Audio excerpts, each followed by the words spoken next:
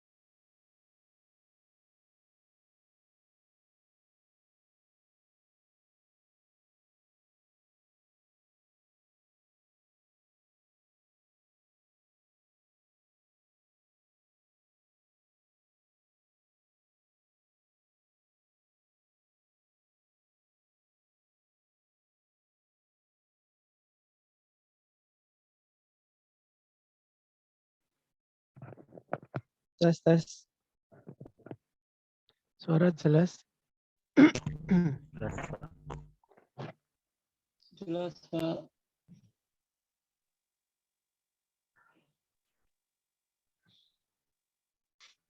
Kita mulai ya.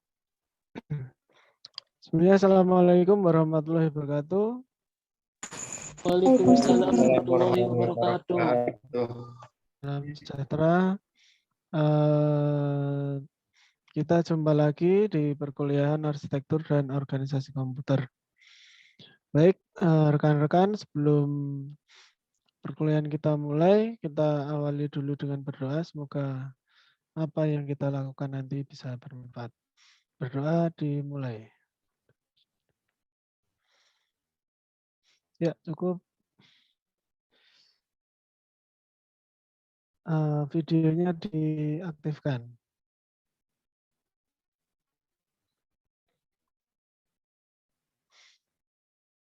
Ya. Yang lain mana ini?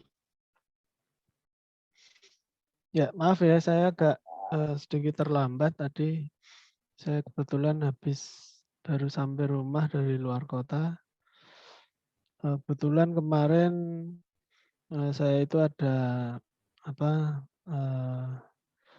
sedikit cerita ya, experience. Kemarin saya dari kabupaten di Dinas Kominfo di Kabupaten Blora.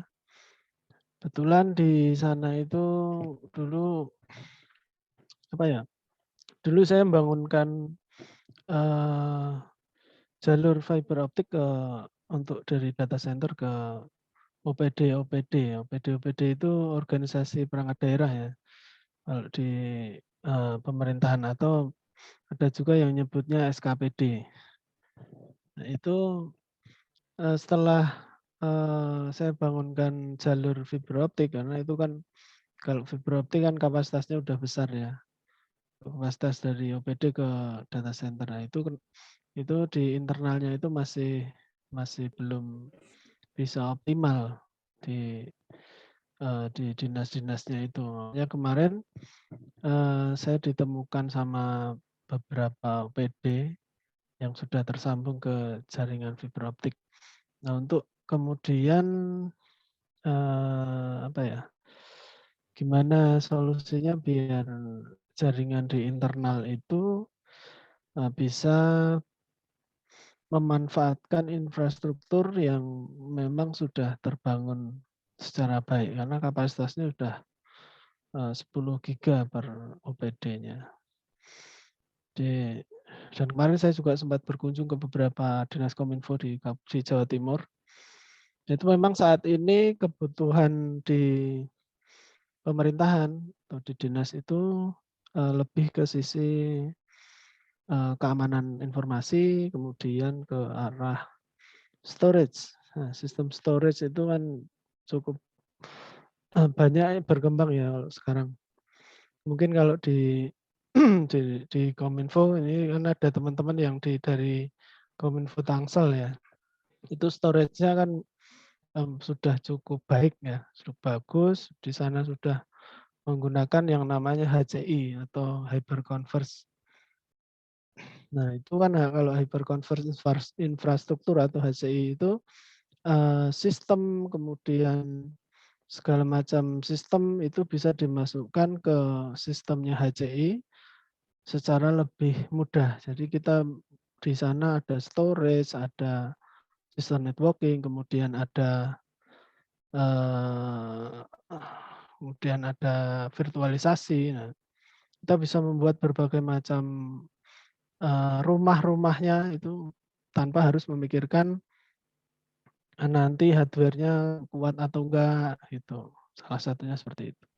Jadi solusi-solusi sekarang itu kalau mirip dengan sekarang teknologi cloud ya. Kalau di teknologi cloud itu kan ada banyak ya yang public cloud. Contohnya ada ada AWS, kemudian yang dari Amazon itu, kemudian ada AWS, kemudian ada Microsoft Azure. Nah, itu hampir mirip-mirip.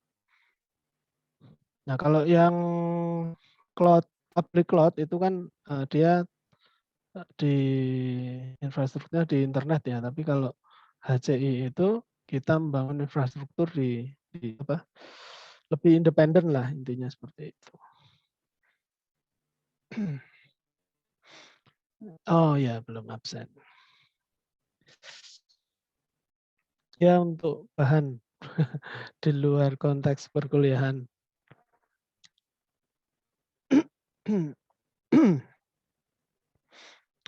Oh, sekarang. Oh ya, saya presensi dulu ya.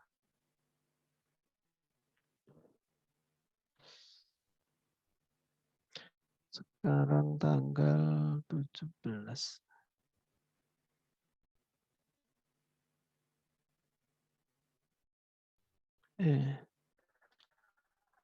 Abdul Rahman Jauhari belum. Abdul Rahman Hakim. Mas Abdul Rahman Hadir Hakim Pak, ada? hadir. Hadirun. Hadirun. Hadirin atau hadirun?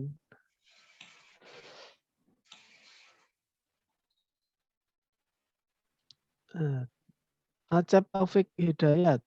Hadir Pak. Mas Acep. Oke. Hadir. Ya, ntar malam kalau nggak Abdurrahman Hakim hadir Pak. Ya. Baru di pasar ya. Adam Kurnia.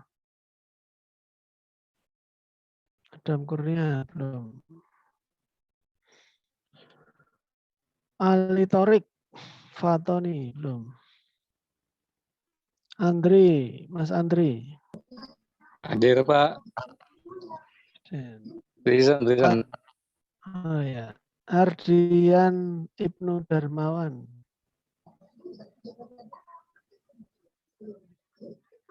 Mas Ardian Ibnu belum. Belum. Ardiansah. Ardiansah belum. Desi Prilestari Maulani. Iya, Pak. Ada. Masih di kantor ini. Iya, Pak, masih. Oh.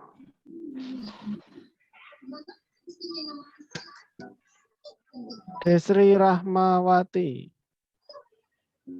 Belum. Edi Rasidi.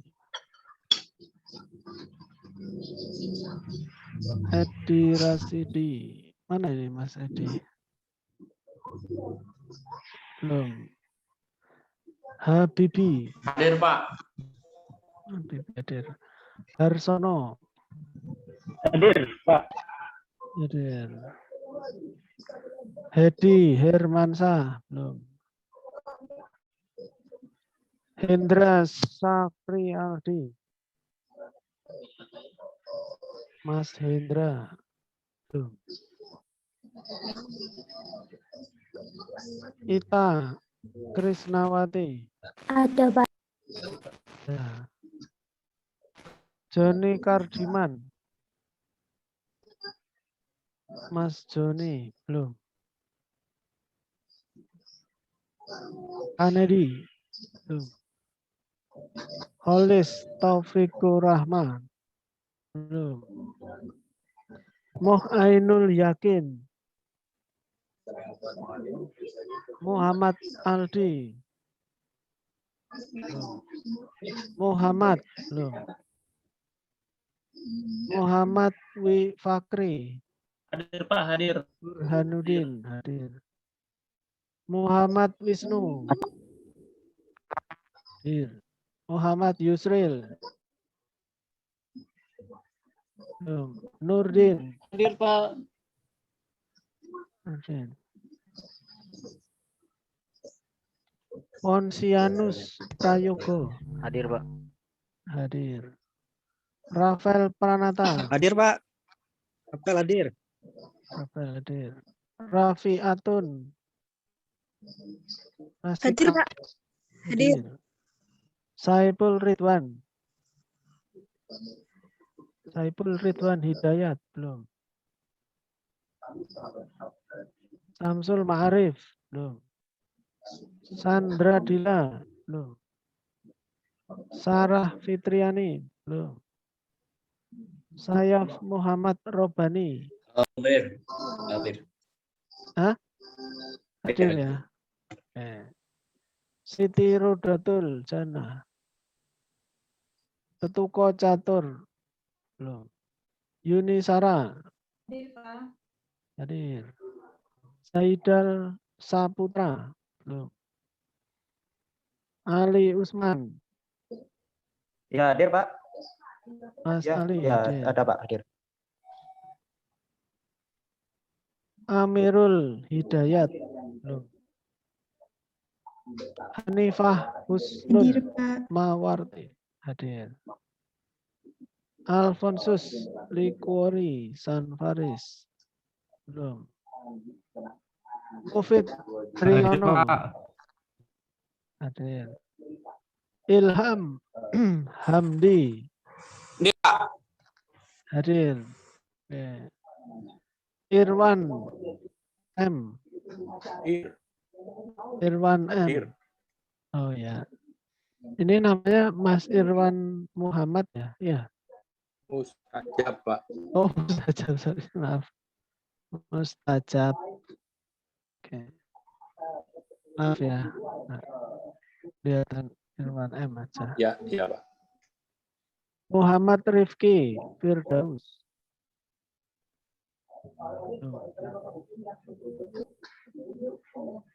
Mohon maaf Pak, Apa?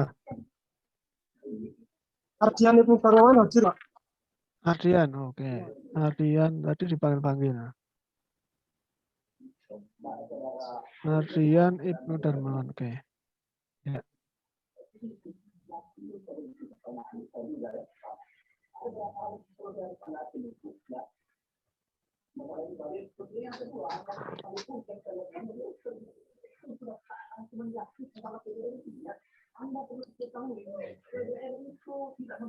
Siapa ini yang mic-nya nyala?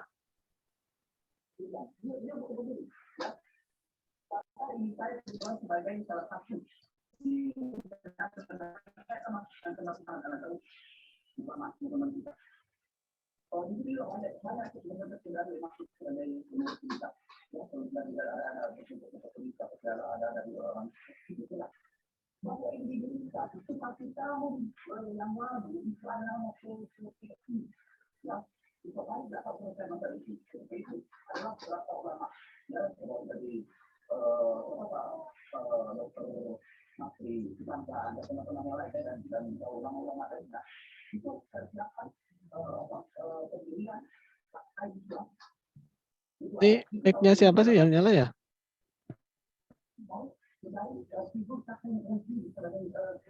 Enggak kelihatan sih.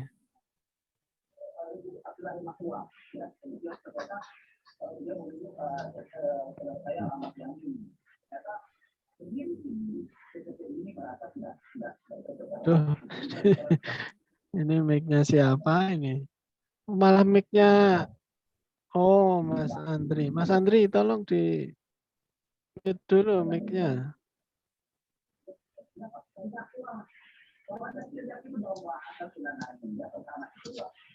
Oh, ini Pak, lupa ya, Pak. Oke. Hmm.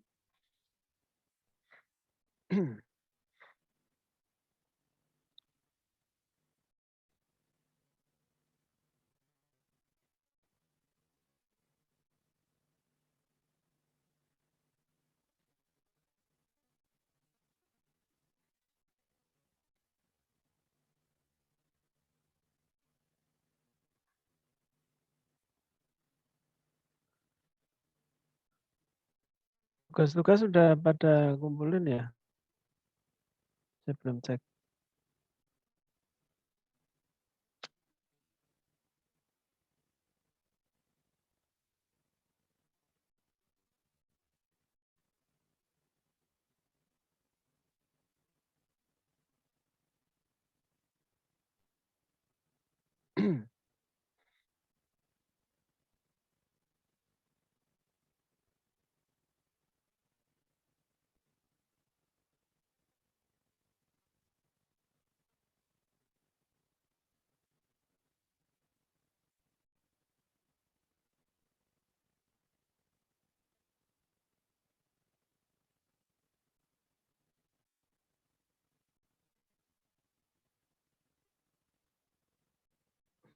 Oh iya, tadi saya sempat nyinggung yang di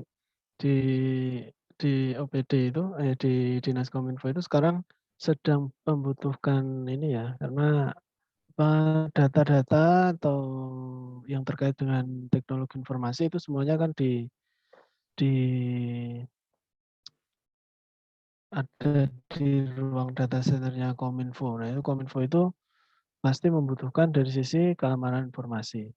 Nah, keamanan informasi itu biasanya kalau di BSSN itu mengacu kepada yang namanya indeks kami atau indeks keamanan informasi. Nah, itu sekarang baru mulai agak ramai diterapkan di data center ya. Nah, indeks kami itu adalah bagian kecil atau inti yang diambil dari ISO 27001 dan 27002. Nah, ISO 27001 dan 27002 itu tentang Internet Security Management System. Nah, kalau teman-teman mau mengarah ke bidang keamanan informasi, ya bisa mulai belajarnya dari indeks kami.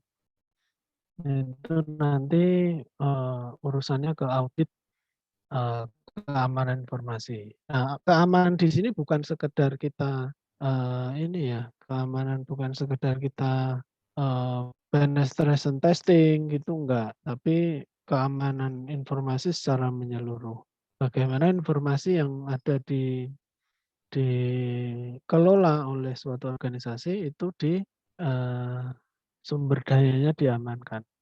Dari sisi softwarenya, kemudian dari sisi hardware-nya, kemudian dari sisi akses ke ruang data center-nya, banyak faktor yang di dipelajari di sana di ISO 9007 ISO 9000 sorry ISO 27001. Nah, ada juga ISO 9001. Kalau ISO 9001 itu kan tentang kepuasan pelanggan ya. Biasanya banyak perusahaan-perusahaan jasa itu yang menerapkan yang namanya ISO 9001. Bahkan sekolah-sekolah kayak SMK itu biar mendapatkan dana BOS itu harus menerapkan itu ISO 9001.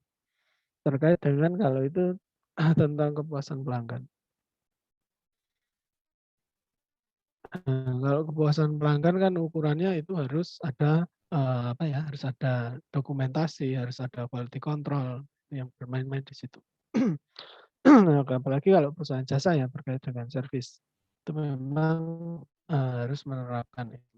Nah, ISO 91 juga luas ya, cukup luas, ada dalam internalnya itu harus ada prosedurnya, bagaimana melakukan pekerjaan, kemudian instruksi kerja, kemudian ada apalagi ya, form-form yang mengatur alur kerja dari setiap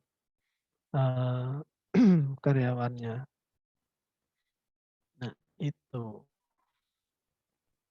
Siapa tahu ada yang berminat. Oh iya Pak, mau tanya yang katanya berarti Kominfo sekarang buka lowongan untuk SOC analis ya, untuk security analisnya berarti ya? Bukan Atau gimana? security analyst ya. Jadi saat biasanya itu memang memang gimana ya. Jadi biasanya kan Kominfo itu setiap tahun pasti ada anggaran ya, anggaran untuk proyek. Nah, proyeknya itu sekarang lebih ke sisi itu tadi keamanan informasi. Nah, bagi teman-teman yang berminat ya belajar dulu keamanan informasi Kerjanya itu seperti apa, Pak, ya? kaitannya ke gimana?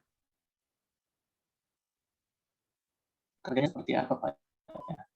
Gimana? Enggak dengaran. Saya chat aja, Pak. Untuk Oh job ya, desk-nya sendiri itu mungkin biasanya di pihak job desk-nya ketiga kan, sendiri. di pihak ketiga kan dengan perusahaan-perusahaan yang memang bergerak di bidang keamanan informasi. Nah, untuk kita bisa mendapatkan semacam sertifikat keamanan informasi ya kita harus mengacu kepada itu tadi, ada indeks kami, kemudian ada ISO 27001. Itu nanti ke depan pasti akan banyak banyak eh, banyak organisasi, baik itu organisasi swasta atau perbankan, mungkin di tadi yang di pemerintahan pasti arahnya ke keamanan informasi. Gitu. Keamanan informasi tadi ya yang saya bilang itu nggak sekedar kita bisa melakukan penetration testing, itu hanya bagian kecil dari ISO 27001. Tuh ada sebelum apa? Kalau sistem itu kan ada testing, ada proses testingnya juga ya. Itu hanya bagian kecil dari ISO 27001. Ya nanti bisa dicari-cari lah. Kita lanjut ke materi ya. Nah kemudian selain tadi yang keamanan informasi itu lebih ke masalah storage ya tadi yang saya sampaikan tadi. Yang ke arah virtualisasi, kemudian ke arah hyperconverged, infrastruktur. Tadi kan saya contohkan kalau yang di internet itu ada public cloud. Contohnya ada Amazon, ada AWS ya Amazon. Kemudian ada Microsoft Azure, kemudian ada yang lain. Kemudian kalau yang di independent cloud di internal organisasi itu contohnya ada Nutanix, ada apa ya, ada apa lagi ya selain Nutanix, ada banyak kok. Pokoknya yang berbasisnya kepada hyperconverged. Jadi kalau itu juga sistemnya itu ya mirip sama seperti virtualisasi juga, cuman dia berbasisnya cloud. Kalau virtualisasi itu kan lebih ke misalkan satu server itu dibuat virtual ya, banyak sistem-sistem yang berada dalam satu server itu. Tapi kalau HCI itu virtualisasi tapi dia sudah secara hardware sudah banyak. Jadi kelebihannya contohnya storage-nya menjadi lebih besar. Jadi kita bisa menambah dan bisa menambah tergantung dari slot storage-nya atau SAN-nya. Kemudian misalkan ada hardware yang rusak, ini namanya perangkat elektronik kan, perangkat elektronik itu pasti kendalanya entah hardware-nya error atau apa gitu. Nah itu kita sudah nggak tergantung kepada masalah hardware. Hardware-nya rusak tinggal kita ganti. Karena kalau itu kan yang sistem HCI, ada juga yang model sistem ada yang model sistemnya itu cluster, ada yang modelnya cluster. Kalau cluster itu misalkan kita punya beberapa server ya. Nah beberapa server itu kita bisa saling resource. Misalkan satu server itu kapasitas core-nya 8 core, misalkan 8 core 16 thread. Nah itu kalau misalnya kita punya 3 berarti core-nya bisa nambah menjadi 8 kali 3, 24 core. Nah itu namanya di cluster. Nah sistem-sistem cluster itu banyak diterapkan di perguruan tinggi, itu juga banyak yang diterapkan. Namanya HA atau High Availability. Nah itu contoh misalkan kalau di perguruan tinggi itu kan banyak kendala yang terjadi, contohnya misalkan pada saat kita melakukan KRS ya. KRS karena jumlah mahasiswanya banyak, itu servernya itu nggak kuat di-hit dalam jumlah mahasiswa yang banyak itu. Makanya dibuat sistem clustering. Kemudian di depan sistem clustering ini ada HA atau High Availability. Biasanya menggunakan HA proxy namanya. Nah itu bisa membagi traffic dari internal, dari eksternal yang mengakses itu dibagi-bagi ke dalam resource si cluster tadi. Jadi apa itu ininya menjadi lebih ringan. Nah kalau yang zaman dulu kan sistem itu hanya tergantung dari berapa jumlah core, kemudian memorinya berapa dalam satu server itu. Jadi nah di situ karena banyak yang ngehit atau banyak yang akses ke dalam si server, biasanya servernya nggak kuat. Bahkan sistem-sistem yang berkapasitas besar itu sudah di cluster juga masih berat juga, karena apa, resource dari si server tidak sebanding dengan itu, tidak sebanding dengan jumlah akses. Itu.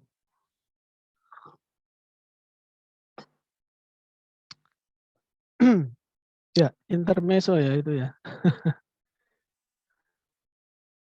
Intermezzo. Ya, kita kembali ke materi. Nah, materi kali ini kita ke external memory. Nah, kemarin kita belajarnya ke cache ya. Kemudian kemarin sudah di internal memory terkait dengan RAM. Internal memory kan berkaitan dengan RAM ya. Kemudian cache itu adalah penyimpanan yang bersifat sementara. Fungsinya adalah untuk mempercepat kinerja dari perangkat-perangkat yang memang kecepatannya lebih rendah dibanding dengan prosesor. Nah, prosesor sekarang itu kan berkembangnya sangat pesat sekali, sudah banyak hitungannya lebih banyak core-nya ya. Nah, semakin banyak core dan semakin banyak thread, kemarin juga sudah saya sampaikan bahwa semakin banyak core dan semakin banyak thread itu dia bisa menangani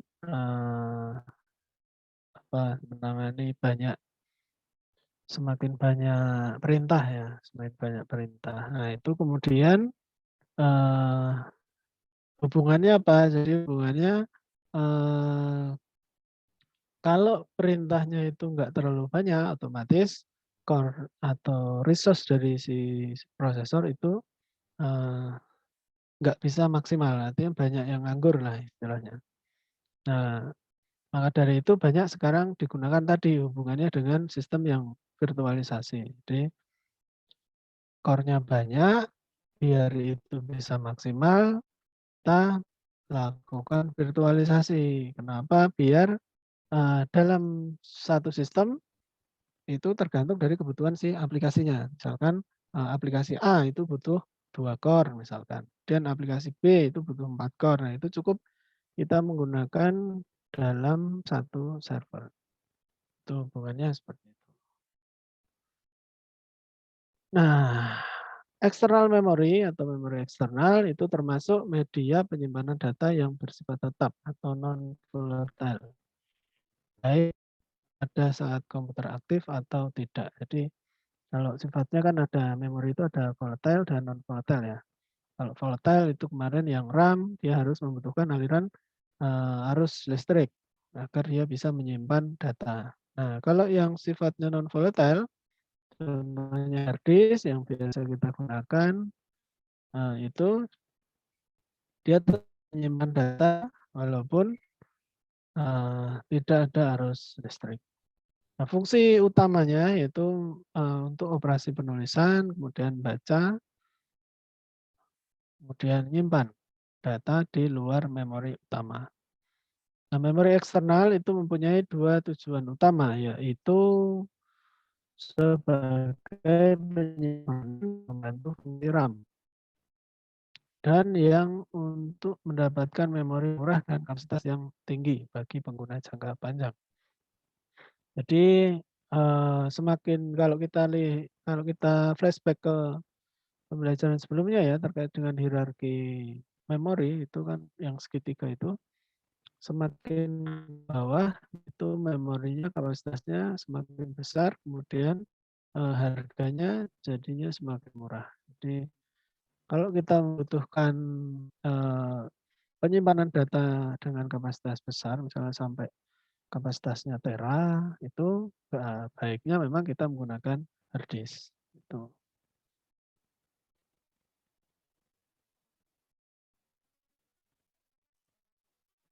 Kemudian kalau berdasarkan dengan jenis akses, itu di memori eksternal dikelompokkan menjadi 2. Yang pertama adalah direct access storage. Kemudian kalau yang di direct access itu contohnya adalah magnetik, contohnya floppy, ada hard disk. Kemudian ada removable hard disk, contohnya flash disk, ada optical disk. Jadi dia aksesnya secara langsung terhadap data. Jadi tidak berurutan ya. Yang ini B ya. Yang B itu kalau yang tadi aksesnya secara langsung, dia menuju kepada, kalau di hard disk itu ada track-nya, ada jalurnya ya, dia langsung menuju ke track-nya. Kemudian yang kedua ada SASD atau SASD. Itu Sequential Access Storage Device. Itu aksesnya tidak langsung atau secara berurutan. Nah, contohnya pita magnetik. Kalau pita itu contoh yang kita zaman dulu kita masih menggunakan radio tape ya. Itu kan kita aksesnya harus berurutan. Kasetnya harus diputar dulu. Itu namanya sequential access. Kemudian berdasarkan karakteristik bahan pembuatannya, memori eksternal digolong menjadi beberapa kelompok. Contohnya adalah punch card atau kartu berlubang. Ini kartunya kecil-kecil berlubang-lubang ya, untuk menggambarkan berbagai instruksi atau data. Kartu ini dibaca melalui punch card reader yang sudah tidak digunakan lagi.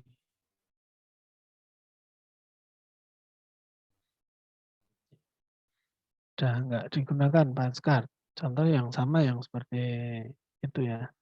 Tadi magnetic tape ya juga sudah. Kalau secara familiar kita umumnya memang sudah tidak banyak digunakan. Kemudian magnetic disk itu merupakan disk yang terbuat dari bahan bersifat magnetik. Contohnya adalah floppy dan hard disk. Kemudian ada optical disk, itu yang berbahan optik ya, dari resin polikarbonat, kemudian dilapisi dengan permukaan yang sangat reflektif seperti aluminium. Contohnya ada CD dan DVD. Kemudian ada magnetic tape, terbuat dari bahan magnetik tetapi berbentuk pita, contoh pita kaset ya. Tapi kalau yang saat ini yang mungkin yang familiar kita banyak gunakan, contohnya ya optical disk dan hard disk. Kemudian magnetic disk atau hard disk itu berupa dengan bundar yang terbuat dari logam atau plastik dengan permukaan yang dilapisi bahan yang dapat dimagnetisasi atau elektromagnetis ya. Kemudian mekanisme baca dan tulis menggunakan kepala baca atau head ya. Headnya yang merupakan komparan conducting coil. Desain fisiknya head bersifat stasioner, sedangkan piringan disk berputar sesuai dengan kontrol. Mekanisme proses baca dan tulis itu write and read melalui coil konduktif yang disebut dengan head tadi ya. Ada headnya. Kemudian head untuk read write dapat menjadi satu atau terpisah. Kemudian pada saat dibaca head diam, disknya berputar. Kemudian proses write mengalir melalui coil yang menghasilkan medan magnet. Kemudian sinyal elektronik dikirimkan ke head, kemudian pola magnetik disimpan pada permukaan disk di bawahnya. Kemudian proses read secara tradisional medan magnet bergerak relatif coil sehingga menghasilkan arus. Dan coil untuk read dan write itu sama. Kemudian proses read secara kontemporer itu head-nya terpisah dekat dengan head write. Digunakan sensor magnetoresistif atau MR. Kemudian resisten elektrik tergantung dari arah medan magnet. Kemudian dapat digunakan pada operasi dengan frekuensi tinggi, data dan kecepatan yang lebih tinggi. Nah, ini contohnya track dari hard disk ya. Satu track dengan track yang lain dipisahkan oleh gap. Ini contohnya. Di sini ada sektor gap dan kemudian ada sektornya dan ada tracknya atau jalurnya. Nah, antara track satu dengan track yang lain itu dipisahkan juga oleh intertrack gap. Nah, atau gap-nya. Jadi dipisahkan. Jadi di dalam hard disk atau di piringan itu ada sektornya dan ada track-nya ya. Kemudian antar sektor, kemudian antar track itu dipisahkan dengan gap. Nah, fungsi dari gap itu adalah mencegah terjadinya interferensi dari medan magnet. Kemudian error akibat salah penempatan posisi head. Nah, satu track itu terdiri dari ratusan sektor yang dipisahkan dengan gap. Jadi satu track itu ada satu lingkaran itu kan jadinya kalau kita lihat sekilas di posisi headnya, posisi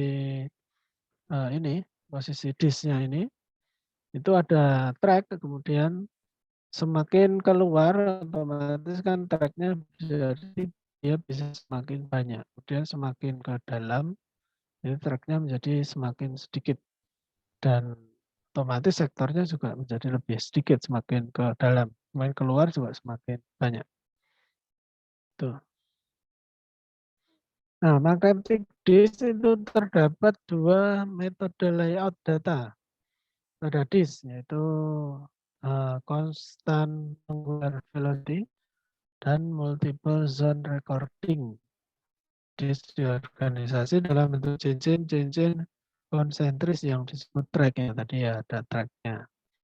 Lingkaran-lingkarannya ini ada track-tracknya, kemudian dipisahkan oleh gap-gap biar tidak saling interferensi.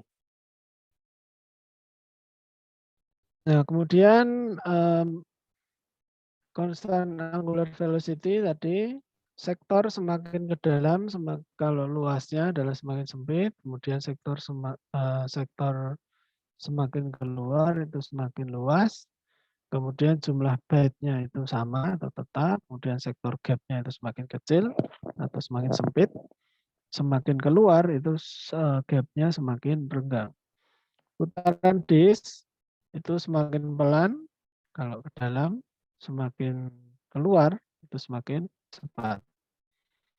Dan data rate-nya sama, jumlah sektor atau track-nya juga sama. Oh ya, tadi berarti jumlah sektornya enggak berubah ya, karena tetap sama tetapi lebih lebar atau lebih luas.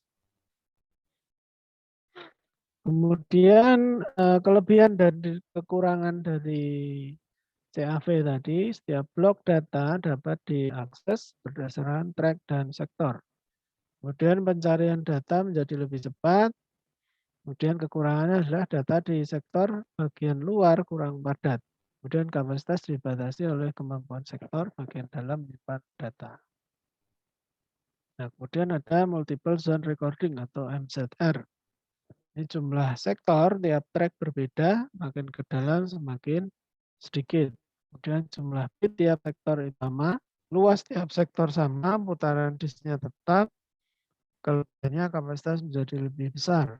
Dan kekurangannya adalah sirkuit menjadi lebih kompleks.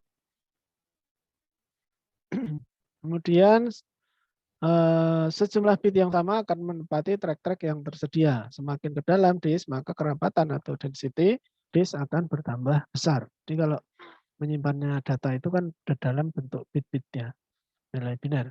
Kemudian data dikirim ke memori melalui memori ini dalam bentuk blok. Di umumnya blok lebih kecil kapasitasnya daripada track. Kemudian blok data disimpan dalam disk yang berukuran blok yang disebut dengan sektor tadi ya. Ada track, kemudian ada sektor.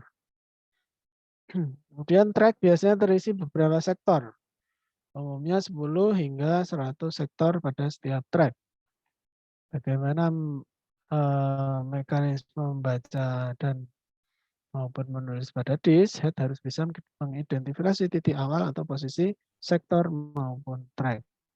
Jadi ya, tadi ya ada satu sektor bisa terdiri dari banyak, satu track itu bisa terdiri dari banyak sektor. Kemudian cara data disimpan akan diberi header. Jadi kalau datanya disimpan berarti dia ditambahkan header, sebagai data tambahan yang menginformasikan letak sektor dan track suatu data. Tambahan header ini hanya digunakan oleh sistem disk drive tanpa bisa diakses oleh pengguna. Jadi untuk menentukan titik awal dari sektornya itu diberikan head atau header. Header data yang digunakan disk drive itu menentukan letak sektor dan tracknya. Byte change adalah pola bit yang menandakan awal field data. Nah, kemudian karakteristik dari hard disk itu ada head macam. Itu ada yang gerakannya fixed head atau satu per track, ada yang movable head atau satu per surface. Kemudian ada portabilitas. Berdasarkan dari portabilitas ada yang non-removable disk. Kemudian ada yang removable disk. Kemudian slide ada yang single side, ada yang double side. Jadi ada yang single, ada yang double. Kemudian platter itu ada single platter, kemudian ada multiple platter. Platter itu adalah piringannya di disknya itu. Ada yang satu hard disk itu hanya memiliki satu platter atau single platter. Ada yang multiple platter atau bertumpuk-tumpuk untuk apa itu piringannya. Kemudian mekanisme head ada yang kontak atau floppy, kemudian ada fixed gap, kemudian ada aerodynamic gap atau Winchester.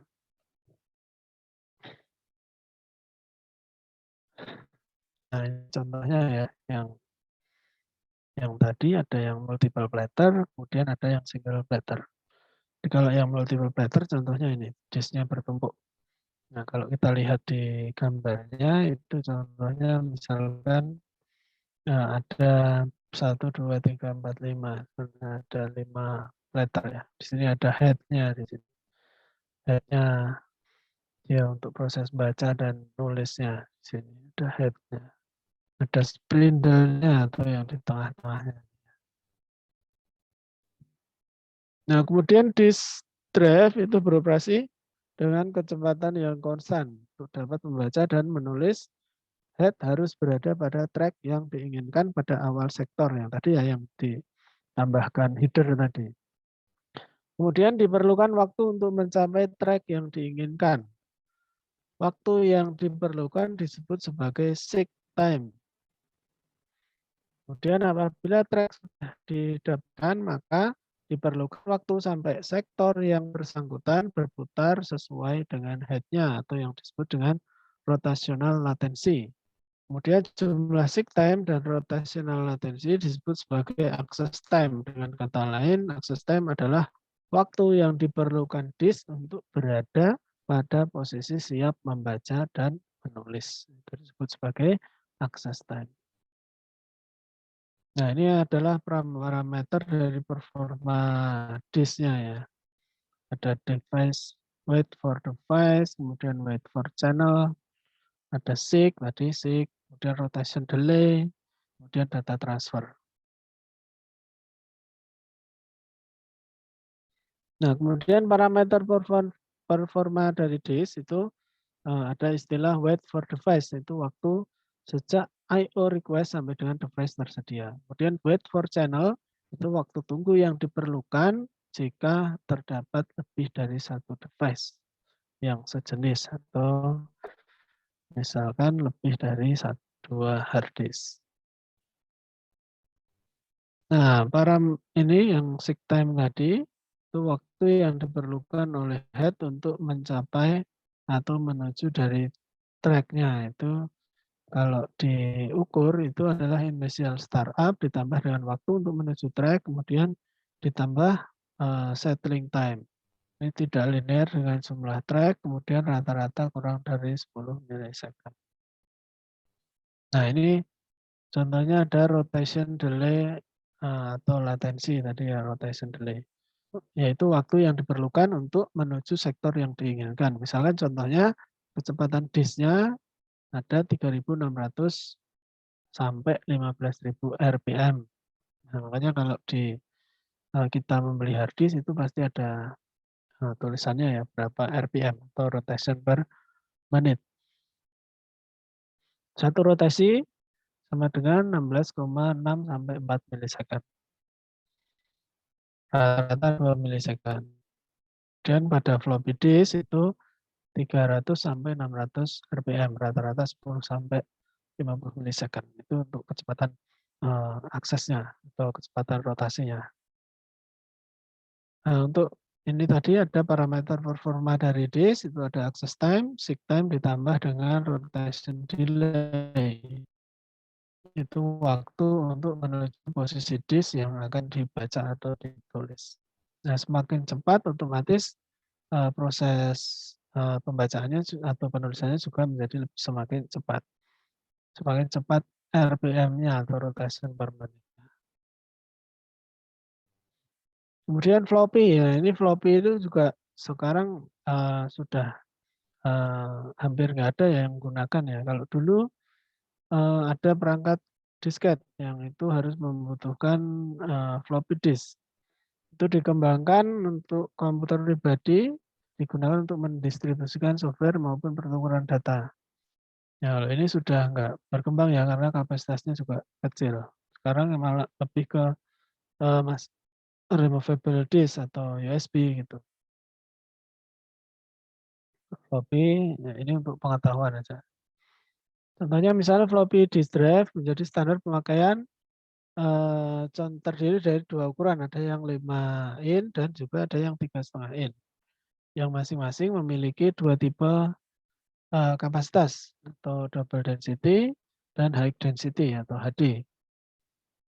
Nah, untuk floppy yang seri 5,25 inch kapasitasnya adalah 360 kilobyte atau disebut dengan double density. Kemudian ada juga yang 1,2 megabyte atau high density. Sedangkan floppy ukuran yang 3,5 inch itu kapasitasnya ada 720 kilobyte untuk yang double density. Yang high density otomatis sudah lebih besar lagi ya. Ini kapasitasnya hanya kecil banget. Sekarang mungkin buat nyimpen file Word aja nggak muat.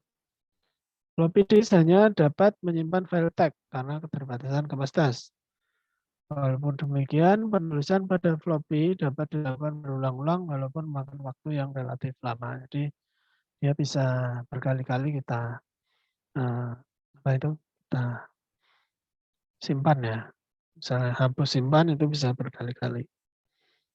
Berbeda dengan CD ya. CD kecuali yang read write ya, yang RW ya. Itu kalau CD kan sekali pakai biasanya. Kemudian keterbatasan yang disebut dengan Omega atau zip drive, perangkat ini terdiri dari floppy drive dan cartridge yang mampu menampung data sampai 100 mega. Jumlah ini jelas memungkinkan untuk menampung file multimedia dan grafis. Nah ini hard disk lagi diciptakan oleh insinyur IBM Reynold Johnson tahun 1952. Pertama kali tersebut terdiri dari 50 piringan berukuran 2 kaki atau setengah meter. Hard disk pertama itu ukurannya setengah meter dengan kecepatan rotasinya mencapai 1200 RPM dengan kapasitas penyimpanan 5 MB. Hard disk zaman sekarang sudah ada hanya selebar 0,6 cm dengan kapasitas 753. Jika dibuka terlihat mata cakram keras pada ujung lengan bertuas atau headnya yang menempel pada piringan yang dapat berputar. Bahkan hard disk kapasitasnya sudah tera-tera ya sekarang. Ini rata-rata untuk PC ya sekitar 500 sampai 1 tera lah.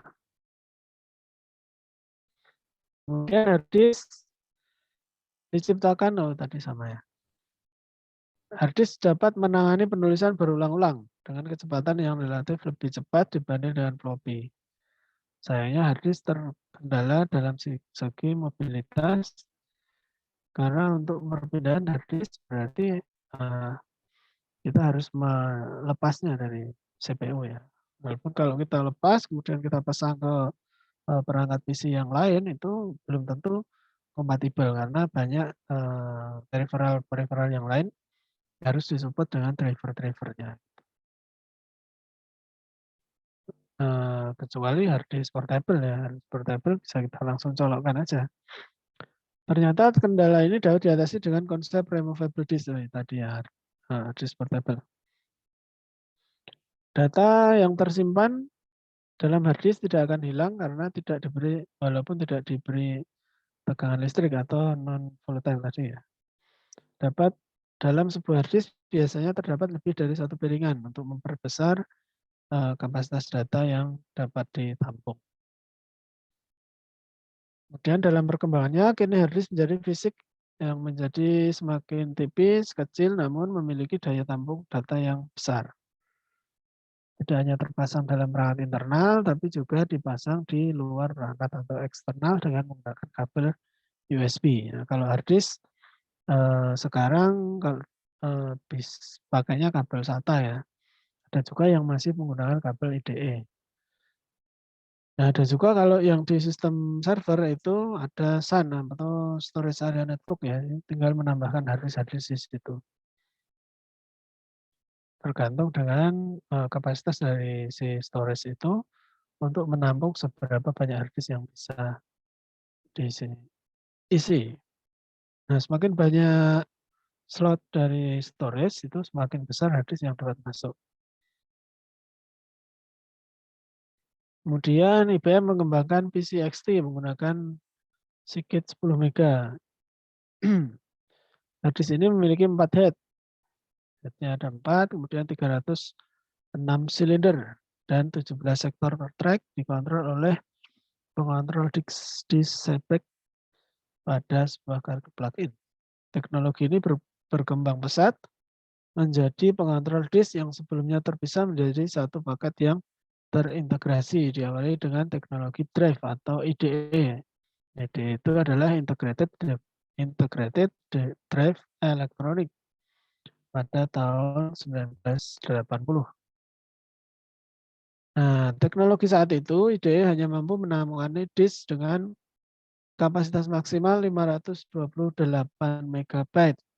Kalau B-nya besar itu adalah byte. Byte itu adalah untuk satuan kapasitas. Kemudian kalau B-nya kecil itu adalah bit. Itu diingat-ingat ya, bit dan byte itu berbeda. 1 byte itu terdiri dari 8 bit gitu. Dan mengontrol 2 disk. Seiring kebutuhan dari memori, berkembang teknologi yang mampu menangani disk berkapasitas besar. IDE berkembang menjadi IDE atau Extended Integrated Drive Electronic yang mampu menangani lebih dari 528 MB. Metode ini mengharuskan pengontrol mampu mengkonversi alamat-alamat LBA menjadi alamat head, sektor, dan silinder. Peningkatan kinerja lainnya adalah kecepatan transfer yang lebih tinggi, mampu mengontrol 4 disk, mampu mengontrol drive CD-ROM. Kemudian muncul lagi yang namanya disk SCSI atau SCSI. SCSI adalah Small Computer System Interface, mirip dengan IDE. Kemudian perbedaannya adalah antarmukanya yang mampu mentransfer data dengan kecepatan yang lebih tinggi. Nah, karena kecepatan transfernya tinggi, di sini merupakan standar bagi komputer unik dari Sun Microsystem. HP, SGI, Macintosh, Intel, terutama pada komputer-komputer server dan vendor-vendor lain. SCSI sebenarnya lebih dari sekedar piranti antarmuka disk. Nah, ini SCSI ini juga banyak diterapkan di sistem server ya, karena kecepatan transfernya yang besar. Nah, ada SCSI 1, kemudian ada Fat SCSI, Wide Fast SCSI, Ultra SCSI, Wide Ultra SCSI, Ultra 2 SCSI, Wide Ultra 2 SCSI. Nah, semakin berkembang itu otomatis database-nya itu menjadi lebih lebih lebar, kemudian kapasitasnya transfernya juga menjadi lebih besar. Mulai dari sekasi 1 itu 5 mega, kemudian sampai ke Wide Ultra 2 sekasi itu 80 megabyte per second. Nah ini untuk bagian dari hard disk, misalnya kita bongkar hard disk, ada covernya.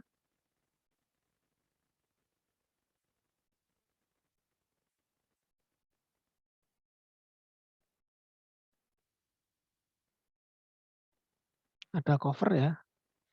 Kemudian ada piringannya atau tadi ada platternya. Kemudian ada head-nya. Ini ada head-nya. Mana head? Oh ini head. Nah, di sini ada head-nya ini. Ini head, kemudian ini platternya. Kemudian ini aktuator. Kemudian ini untuk baca dan tulisnya. Kemudian I/O konektornya yang ke perangkat I/O-nya atau portnya ya. Dan seterusnya. Ada bracketnya untuk kita masang di casing-nya.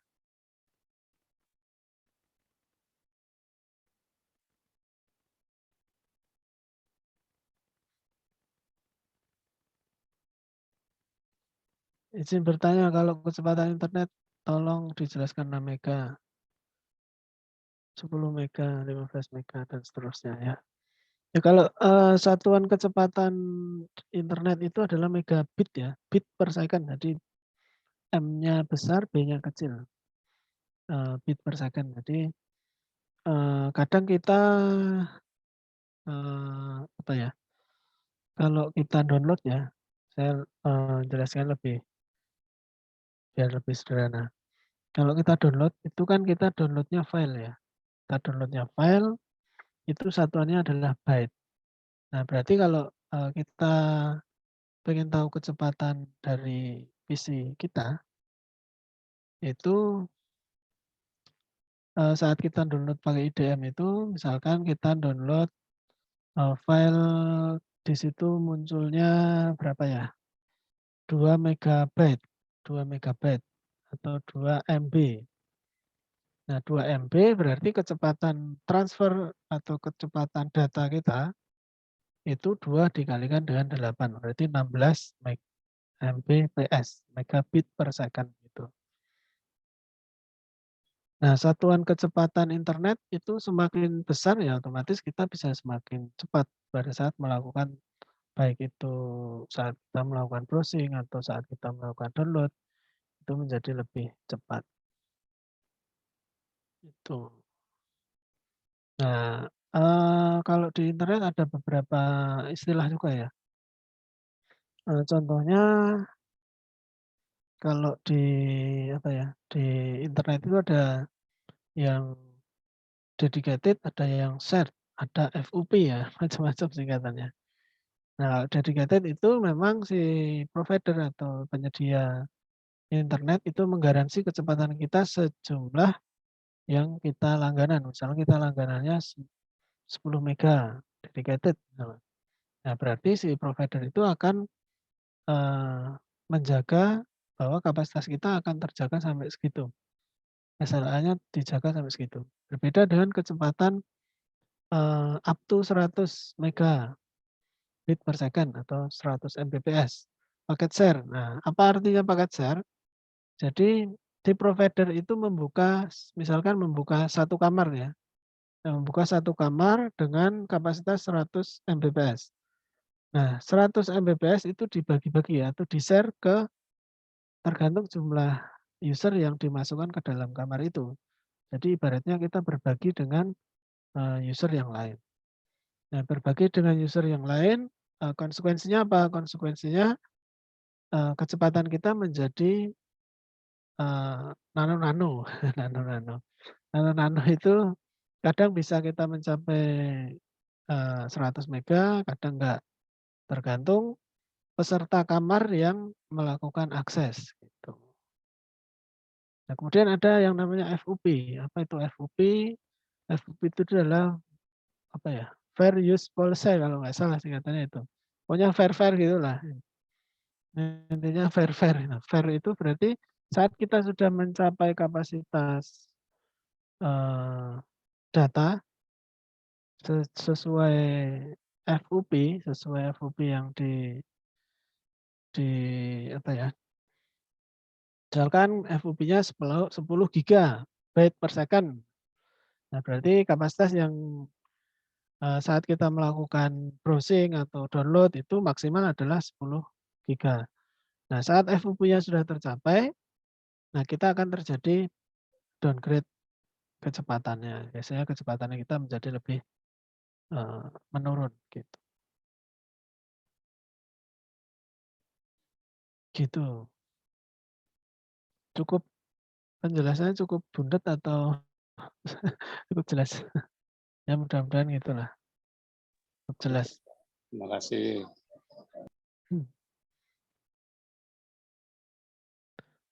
Kemudian ini adalah bagian-bagian yang harus sama tadi ya. Header atau head, kemudian ada aktuator atau arm, kemudian ada platter. Nah, platternya itu berarti ada multiple platter ya, platternya ada banyak.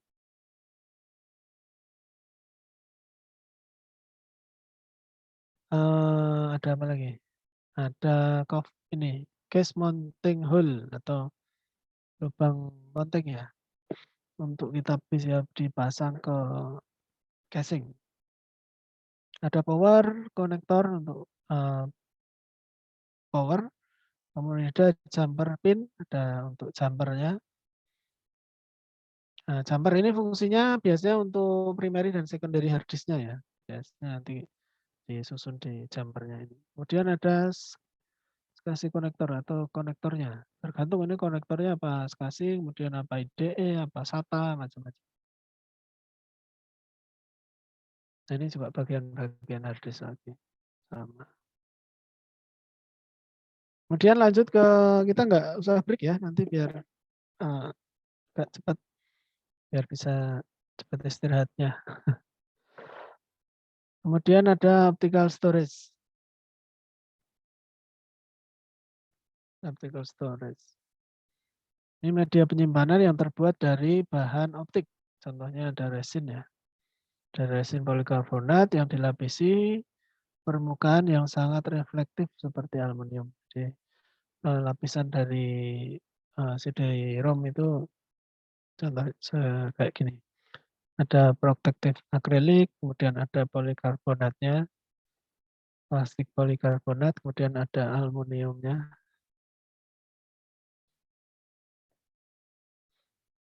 Nah, kemudian di sini ada label protective layer atau akrilik tadi, kemudian ada reflective layer atau aluminium, kemudian ada yang penyusunnya yang paling bawah adalah polikarbonat atau plastik. Laser focus on polycarbonate in front of reflective layer. Nah, ini bagian dari CD ya, CD-ROM atau DVD ya. Ada disk drive-nya, kemudian ada lasernya. Nah, tadi kemudian ada tracking drive dan ada motornya untuk menggerakkan. Mulai ukurannya bisa mencapai dengan 700 MB, ini harusnya lebih besar, GB. Kemudian mulai tahun 83 sistem penyimpanan data di optical disk mulai diperkenalkan dengan diluncurkan digital audio compact disc atau CD. Sejak itu mulai berkembang teknologi pada optical disk CD-ROM terbuat dari resin polikarbonat yang dilapisi dengan aluminium. Proses ini dilakukan dengan menggunakan laser yang berintensitas tinggi, permukaan yang berlubang, kemudian dilapisi oleh lapisan yang bening. Ini jadi ya, sudah sampai 700 MB ya, atau mungkin 650 MB ya. Jadi sama. Kemudian DVD itu kapasitasnya menjadi lebih besar. Ini mulai DVD ya. DVD 1 giga ya, 1,3 giga per kepingnya. Ada yang model ROM, ada yang model RMB ya. Yang bisa kita gunakan berulang-ulang selama tadi ya lapisan akriliknya masih bagus. Kemudian lagi Blu-ray ini yang untuk menyimpan film ya bisa kapasitasnya bisa sampai 25 giga. Nah, ini yang sekarang ada SSD atau solid state disk. Nah, solid state disk atau solid state drive atau SSD penyimpanan data yang menggunakan rangkaian IC sebagai memori yang digunakan untuk menyimpan data dan informasi. Nah, SSD dianggap sebagai versi canggih dari USB dengan kapasitas yang jauh lebih besar dan berfungsi sebagai pengganti hard disk yang selama ini digunakan pada perangkat komputer. Jadi ya belum tentu juga sebagai pengganti hard disk karena tergantung dari sisi kebutuhan kita. Kita membutuhkan disk dengan kecepatan atau kita membutuhkan disk dengan kapasitas. Nah, kalau hard disk kan harganya lebih murah dan kapasitasnya menjadi lebih besar. Di minggu kemarin saya juga sudah sampaikan saat ini ada Intel Optane ya, Intel Optane yang dapat digunakan untuk membuat transfer data dari hard disk ke prosesor itu menjadi lebih besar. Misalkan rata-rata transfer hard disk itu 150 mega. Kalau kita menggunakan Intel Optane mungkin bisa menjadi 2 kali lipat, 300 atau sampai 500 megabit per second. Jadi SSD adalah perangkat elektronik yang berfungsi menyimpan data seperti hard disk, namun konstruksinya seperti USB, jadi tersusun dari IC ya. Kalau hard disk kan dari medan elektromagnetis ya. Kalau ini lebih ke sisi IC susunannya. Seperti halnya USB, SSD tidak memiliki komponen yang bergerak di dalamnya. Karena tersimpannya dalam IC atau microchip. Nah, ini konsekuensinya adalah kecepatan dari hard disk atau kecepatan kinerja dari SSD itu menjadi lebih cepat dibanding dengan hard disk. Karena dari material penyusunnya sudah berbeda. Hard disk bergerak secara mekanik untuk menyimpan dan mengambil data atau informasi, sedangkan SSD bergerak secara elektrik untuk menyimpan dan mengambil data dan informasi. Umumnya SSD menggunakan apa yang disebut flash memory berbasis NAND, jenis memori non-volatile. Awalnya banyak yang meragukan ketahanan data yang tersimpan dalam jenis memori ini ya. Yang mungkin karena penyusunnya lebih ke perangkat-perangkat chip ya. Jadi kalau digunakan seperti hard disk itu mungkin ketahanannya masih dipertanyakan. Nah, ini contohnya yang SSD ya. Nah, ini penyusun dalamnya SSD, perbedaannya kalau hard disk itu yang tadi yang mekanis ya. Ini ada platter, ada spindle, ada head, ada arm, kemudian ada aktuator, kemudian kalau SSD ada case, non-memory flash, kemudian ada controllernya. Jadi material fabrikasinya berbeda. Nah, perbandingan dari komponen hard disk dan SSD, itu daya yang dibutuhkan SSD lebih cenderung lebih kecil ya, 2-3 watt, kemudian hard disk 6-7 watt. Kalau harganya jelas penyusunnya elektronik atau chip itu lebih mahal, kalau kita mengacunya kepada kapasitas ya. Kapasitasnya kurang dari 1 tera. Kemudian kalau ini untuk desktop ya lebih, ada yang 1 tera lebih, 6 tera ada. Kemudian waktu bootingnya menjadi lebih cepat ya, 10 sampai 13 detik. Sementara untuk hard disk 30 sampai 40 detik. Noise atau kebisingan tidak memiliki komponen yang bergerak sehingga tidak menghasilkan suara yang bising. Terdapat komponen bergerak sehingga menghasilkan suara yang bising. Nah, suara bising itu biasanya contohnya yang diakibatkan oleh head-nya tadi ya, perputaran head-nya, perputaran platernya. Kemudian kalau di PC-PC itu yang bikin bising ya suara kipasnya untuk mendinginkan perangkat. Kemudian dari sisi getarannya itu tidak ada getaran, kemudian ada getaran karena perputaran tadi masih menghasilkan getaran ya. Kemudian panasnya ini tidak menghasilkan panas, kemudian menghasilkan panas karena ada gesekan antara head dan platernya. Kemudian failure rate 2 juta jam, 1,5 juta jam untuk hard disk. Kecepatannya cukup jauh ya. Kalau kita lihat di kecepatan SSD umumnya 200 megabyte per second sampai 550 megabyte per second untuk SSD yang tercanggih. Untuk hard disk itu kecepatannya antara 50 sampai 120 megabyte per second. Kode enkripsinya ini FDE full disk encryption. Kecepatan buka file itu 30 kali lebih cepat dibanding dengan hard disk. Hard disk lebih lambat, kemudian imbas dari gaya magnet atau elektromagnetis ya. SSD lebih aman. Kemudian hard disk gaya magnet dapat juga menghapus data. Nah, kapan kita harus menggunakan hard disk dan kapan kita harus menggunakan SSD? Ya, tergantung dari kebutuhan kita ya. Apakah kita membutuhkan kapasitas yang lebih besar? Nah, itu kalau kita membutuhkan kapasitas dan harganya lebih murah, otomatis kita harus menggunakan hard disk. Nah, kemudian kalau kita membutuhkan dari sisi kinerja dan kecepatan, tanpa memperhitungkan dari sisi kapasitas, nah baiknya kita memilih SSD.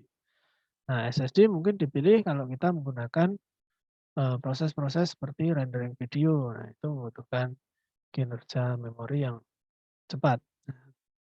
Kita bisa menggunakan SSD. Nah, habis.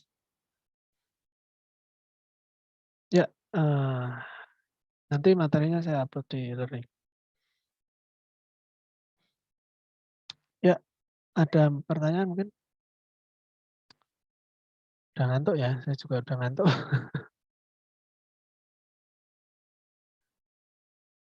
Pak, kisi-kisi UTS seperti apa ya? Nanti UTS kita take home ya.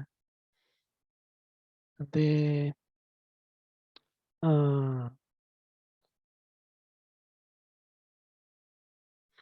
take home lah, take home pokoknya take home. Nanti kita buat makalah tentang apa yang sudah kita pelajari. Nah, makalahnya sebisa mungkin kita harus banyak baca ya, banyak baca, kemudian tentang spesifikasi komputer, baik itu bus, kemudian memori, eksternal, internal, cache. Pokoknya yang teknologi-teknologi yang terbaru saat ini lah. Nah, tujuannya apa? Tujuannya teman-teman bisa lebih membuka wawasan ya terkait dengan arsitektur dan organisasi komputer. Nah, semakin wawasannya banyak, nanti suatu saat dibutuhkan, kita bisa tahu di mana kita harus mencari spesifikasi komputer sesuai dengan kebutuhan di masing-masing kita atau masing-masing organisasi. Karena teknologi dari hardware itu semakin berkembang, jadi kita harus mau tidak mau harus selalu mengikuti perkembangan dari spesifikasi komputer. Ya, baik teman-teman. saya kira cukup ya untuk pertemuan kita di malam hari ini. Sedikit yang saya sampaikan, sedikit diskusi kita, semoga bermanfaat. Saya akhiri. Assalamualaikum warahmatullahi wabarakatuh. Waalaikumsalam. Waalaikumsalam Waalaikumsalam. warahmatullahi wabarakatuh. Terima kasih, Pak. Masih Pak. Ya, sama-sama.